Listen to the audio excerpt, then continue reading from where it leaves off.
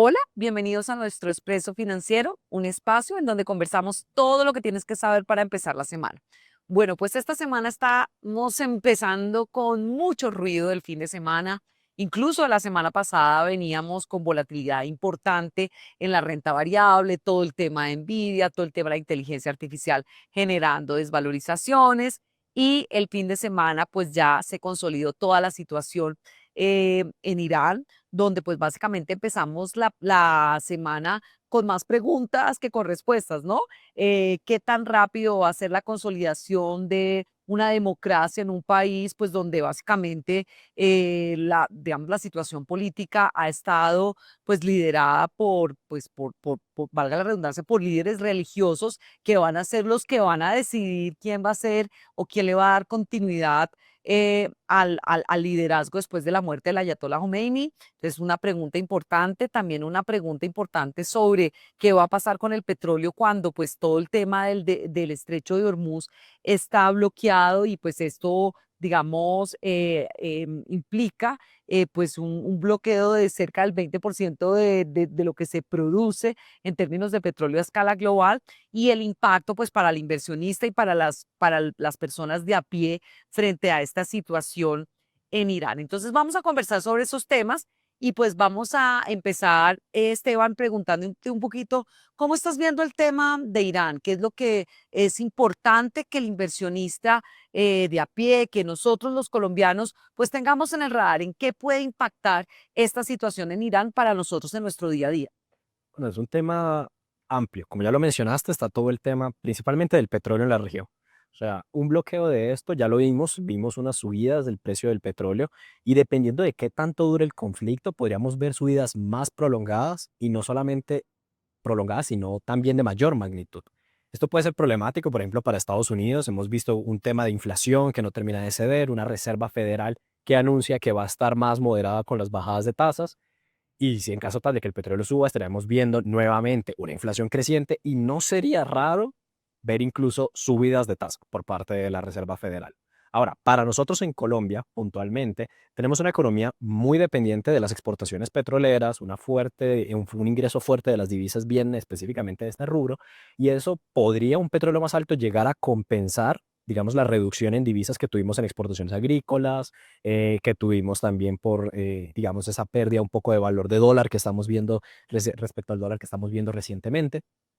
Y además también tenemos el caso de China. Muchos de los productos que importamos a nivel local vienen de China en particular y China es uno de los mayores compradores de petróleo iraní en este momento, ¿sí? Con este conflicto en marcha, lo que estamos viendo es un bloqueo para el canal, ya sea por un bloqueo activo militar o por la falta, digamos, de garantía de que si tú tienes una compañía que transporta petróleo, puedas cruzar un barco por ahí sin que te lo ataquen. Entonces, el temor está en este momento, en ese punto. China viene comprando, digamos, petróleo de Irán con cierto descuento respecto al precio de mercado. Eso le ha dado cierta, digamos, ventaja competitiva y ha mantenido su costo, digamos, de vida de los ciudadanos chinos relativamente bajo. Y esto podría, de hecho, afectar esta situación. Podríamos ver un aumento en la inflación en China, un aumento en el costo de vida, aunque en el muy corto plazo China ha venido acumulando cierto stock de petróleo, tanto por parte de Rusia como por parte de Irán, pero digamos que ese corte en el suministro por parte de Irán puede afectar mucho las exportaciones chinas. Entonces estaríamos viendo una afectación a nivel global por toda esta situación.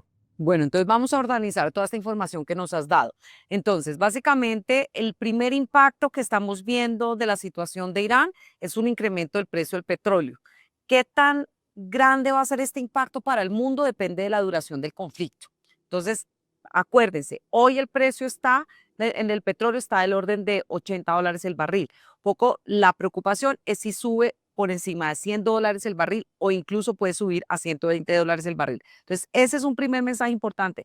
El segundo mensaje importante, esta subida del precio del petróleo puede implicar presiones inflacionarias, más problemita para nuestros bolsillos. Obviamente, el consumidor americano es el que primero se va a impactar, pero sin lugar a dudas, pues la inflación a escala global, pues es un factor que nos afecta a todos los colombianos, los estadounidenses, a todo el mundo. Segundo factor del tema de Irán. Tercer factor, confianza. Cuando hay un tema geopolítico a escala global, pues esto baja la confianza. Entonces, ¿qué es lo que tengo que hacer yo como inversionista? diversificar. ¿Dónde debo diversificar? Pues evidentemente lo más directo son los activos seguros. Entonces, ¿qué hemos visto? Una escalada en el precio de oro. Nosotros tenemos un portafolio commodities que puede servir como una estrategia de diversificación. Segundo, el tema de acciones y particularmente relacionados con defensa. ¿Dónde podemos encontrar esa exposición a acciones? Pues con defensa, en portafolios particularmente como acciones en Europa, como acciones globales. Entonces, esto puede ayudar un poco a ese proceso de diversificación. Y por último, y no menos importante, pues diversificación en moneda, no solamente en pesos, sino también en moneda extranjera, que y particularmente portafolios que se exponen a activos como tesoros en Estados Unidos, que son activos refugio, pues puede ser una forma de diversificar. Entonces, eso es importante tenerlo en el radar para el consumidor de a pie y para el inversionista, por supuesto, digamos que está basado aquí en Colombia. Ahora, segunda pregunta que te haría yo ya después de ese wrap-up enfocado hacia nosotros.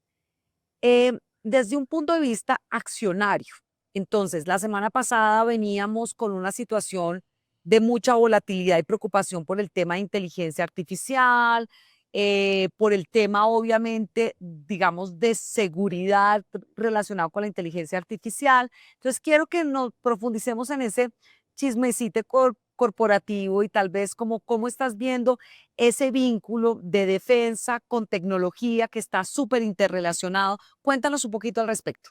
Bueno, así como chisme, la semana pasada tuvimos tanto los resultados de Nvidia, que fueron muy positivos, y aún así el mercado dijo, oye, este tema está muy caro. Está, o sea, sí, muy bien, muy chévere que tengas lo que tengas. Sus múltiplos están altísimos y las demás compañías no te están acompañando. Es como que vas solo. Sí, pero digamos que lo que más estuvo como haciendo ruido y llamando la atención es la discusión respecto a la ética y el uso ético de la inteligencia artificial.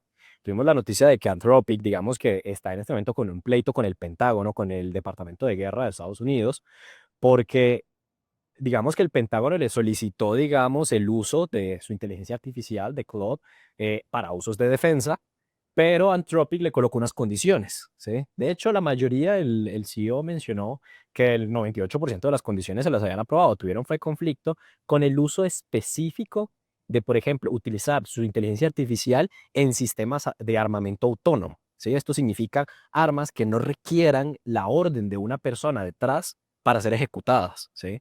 Y esto para ellos era como una línea que no debía cruzarse en ese uso, digamos, ético. El Departamento de Guerra, entonces, en el Pentágono, lo que dijeron fue, bueno, si no nos das el uso de esta inteligencia artificial para lo que nosotros lo estamos solicitando, vamos a ponerte en una lista donde no puedes trabajar con aquellos que están en la línea de suministro del Departamento de Defensa. Y eso incluye prácticamente todo el sector tecnológico en Estados Unidos. O sea, básicamente le dijeron, o nos das la inteligencia artificial bajo nuestras condiciones o no puedes hacer negocios en Estados Unidos. Esto levantó un debate fuerte porque entonces salió OpenAI a decir, bueno, si ellos no te la venden con estas condiciones, nosotros sí. Y claro, OpenAI, bueno, tiene su relación con Microsoft, con Amazon, que son de los inversionistas más importantes en estas compañías, y eso, aunque la impulsó un poco, sí levanta esa duda de, hombre, si tenemos armas con inteligencia artificial que tienen, digamos, los fallos aleatorios, o nosotros todos usamos inteligencia artificial y a veces decimos, bueno, esto no es como lo que yo esperaba, no está funcionando, y si dejamos ese tema autónomo sin una evaluación humana de fondo, que digamos es uno de los elementos principales de Anthropic, ¿hacia dónde está yendo la inteligencia artificial? ¿Qué límites se les está colocando en el uso de la información privada? Y esa ha sido una discusión que ha estado durante los últimos años en boca de todo el mundo, también con los temas de Palantir y la privacidad de las personas. Y con todo este revuelo que está ocurriendo, estamos viendo un despegue en el sector de defensa y podríamos estar viendo que toda esta situación respecto a Irán empiece a llevar más este tema de la inteligencia artificial, de donde la vimos de aumento en la productividad, mejora para el sector salud, a enfocarnos en, y si la inteligencia artificial se usa en defensa específicamente, es probable que sea el tema que estemos viendo las próximas semanas. De acuerdo, entonces un poco para aterrizarlo, pues sin lugar a dudas la volatilidad en todos estos, digamos, componentes y particularmente en la parte de tecnología, pues va a seguir ahí presente. También esa volatilidad puede dar oportunidades de entrada, pero sin lugar a dudas, pues también hace parte pues de esa menor confianza y de ese ruido que vamos a estar viendo, pero pues también ahí reiteramos la importancia de la diversificación en la medida en que algunos activos muestran de golpe algunos movimientos más fuertes, otros pues que no, posiblemente que no están relacionados con la tecnología, sino están relacionados más con el temas de infraestructura, temas de consumo básico, pues pueden estar compensando un poco esa dinámica más volátil en esos sectores un poco más de mayor crecimiento. Bueno, entonces ya vamos cerrando como ese ámbito global con conclusiones muy importantes, donde todavía es muy prematuro hablar del impacto de la situación de Irán. El escenario más complicado sería un escalamiento y del conflicto mucho más allá de 3 semanas, 4 semanas, y que efectivamente impacte la inflación global y que impacte un poco las expectativas de las tasas de la Fed y en ese sentido afecte, digamos, los activos de mayor riesgo. Es muy prematuro para decirlo, pero esperamos que no sea nuestro escenario base, sino que pues efectivamente el tema pues empiece a llegar a ciertas situaciones de convergencia más en el corto plazo. Ahora, si por allá no, por allá llueve, por acá no escampa. Hemos tenido también un revuelo en el ámbito de los activos financieros importante. La semana pasada cerramos con correcciones fuertes hacia arriba en las tasas de la deuda pública colombiana, con movimientos importantes en el tipo de cambio y con desvalorizaciones importantes en la renta variable local. Es decir, tuvimos un cierre del mes de febrero que fue difícil para los principales activos financieros. Una de las razones por la que los activos colombianos corrigieron mucho, pues siguió siendo la preocupación por la situación fiscal y obviamente el resultado de las encuestas que muestran que la probabilidad de estas políticas fiscales heterodoxas puedan continuar, dado pues un poco el repunte o el punteo importante del candidato de izquierda Cepeda. Y esto generó desvalorizaciones fuertes en muchos de los activos. ¿Cómo está abriendo la semana? ¿Cómo estás viendo esa apertura en TES, en el tipo de cambio, incluso en las acciones colombianas, después de no solamente cerrar la semana pasada muy influenciados por esos temas idiosincráticos locales, sino también metiéndole el ruido global de toda la situación geopolítica empeorando? Pues por ahora digamos que se sigue viendo negativo, ¿sí? O sea, no es un inicio, digamos, de semana muy favorable. Sí vimos un pequeño repunte después de la que es que la semana pasada tuvimos un retroceso de casi el 8% solo en el Colcap. En TES fue más o menos lo mismo con el tema de la subida de las tasas, tuvimos algunas desvalorizaciones.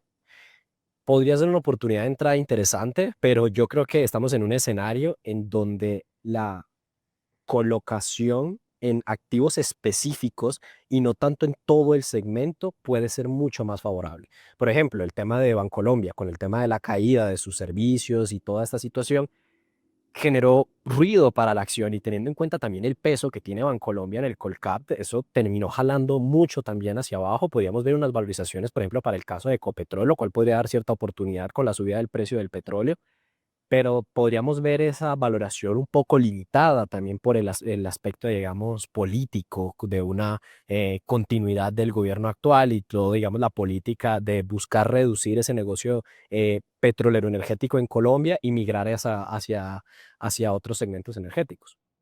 En este momento Colombia, digamos que tiene ese aspecto mixto, ¿sí? Algunos activos todavía pueden ser interesantes, otros activos pueden estar un poco más dentro del aspecto de que no son tan favorables. En caso tal, por ejemplo, de que veamos una subida prolongada de precios del petróleo, aunque Ecopetrol se beneficie, para el resto de los colombianos es mucho más complejo porque entonces veríamos precios de combustibles más altos, precio del diésel más alto, aunque como el diésel es subsidiado, tendríamos que gastar más para poder mantener dichos subsidios. Entonces veríamos un aumento en ese déficit del gobierno y un empeoramiento por ese lado de ese riesgo crediticio. Entonces, es una situación complicada para, digamos, para Colombia y con las elecciones que tenemos ahorita el 8 de marzo, vayan a votar.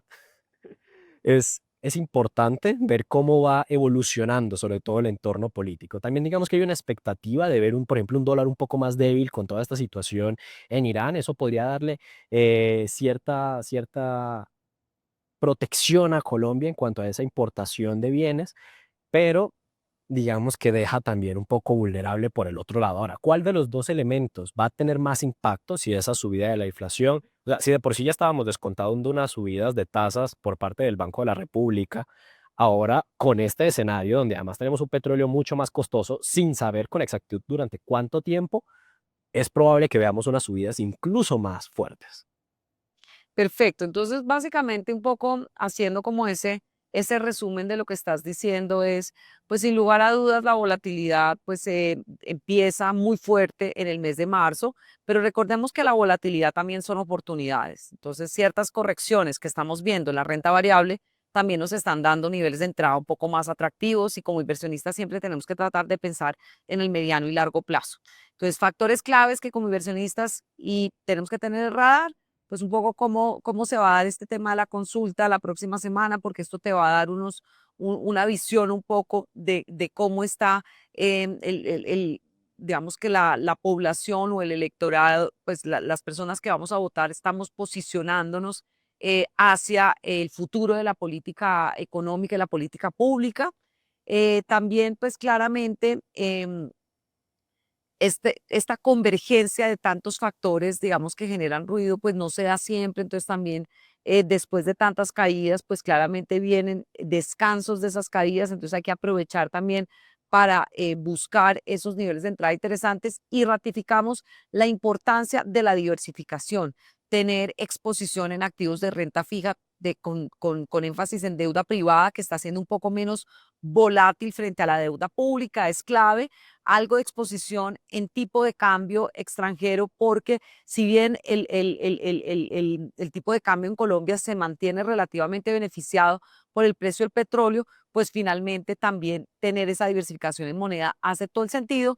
Y obviamente en el mercado de equity, la diversificación sectorial también cobra particular relevancia. Y no olvidar que hay mercados privados que también protegen muy bien frente a esos momentos de volatilidad tan grandes en los mercados públicos. Entonces, pues todas estas oportunidades en activos alternativos, digamos tal vez evergreen o más líquidos, pues pueden hacer todo el sentido, o deuda privada, digamos que tampoco, digamos, se ve afectada tan fuertemente por esas valoraciones de mercado en estos momentos. Y bueno, se nos está acabando el tiempo, pero yo te quiero preguntar un poquito en términos de tal vez dato curioso o estos temas, pues también, digamos, de datos que tenemos que tener para la semana que pueden impactar el movimiento de los mercados. ¿Qué tenemos que tener en el radar? ¿Dónde tenemos que estar con los ojitos bien puestos para tomar esas decisiones financieras que tanto nos importan? Bueno, un dato curioso así cortito, rápido. Durante el 2005, Coca-Cola en general en África sacó unas promociones donde en las tapas venían algunos premios que podías reclamar. Entonces, en algunos países que estaban pasando, digamos, por problemas de disponibilidad de efectivo o de liquidez, estaban aceptando estas tapas como una forma de pago. Entonces, se veía mucho, sobre todo en taxis, que puedas pagar, por ejemplo, una carrera con la tapa, porque claro, la persona puede ir con la tapa y reclamar un producto. Y digamos que no hay esa pérdida de valor que sí tenía el efectivo, digamos, en estos escenarios inflacionarios. Un poco también haciendo ese llamado a buscar esos activos, digamos, seguros para evitar esa pérdida de valor en escenarios un poco más negativos, como ya lo mencionaste, siempre a través de la diversificación.